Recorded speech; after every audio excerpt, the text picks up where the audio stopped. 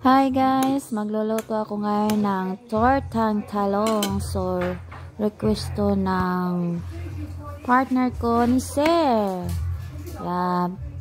Kasi gusto niya dun sa restaurant, sa Filipino restaurant, gusto niya ng tortang talong. Sabi ko, wag ka nang mag-order nito kasi gagawa na lang kita. Kasi, syempre, mas mura pag tayo ang magluluto kaysa mag-order tayo dun sa diba, sa restaurant.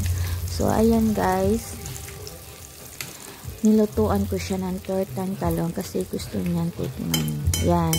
Kaya ako naman, so mabait ako, so nilutuan ko siya ng tortang talong kasi request niya.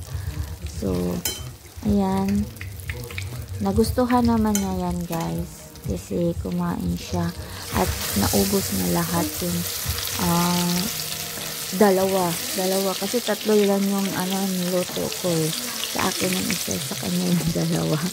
So ayan guys, nagluluto lang ako dito guys sa Australia ng Filipino food kapag request niya. Pag tingin niya na masarap, i-request niya yan nga, ganito ang gusto ko, lutuin mo to, ganon.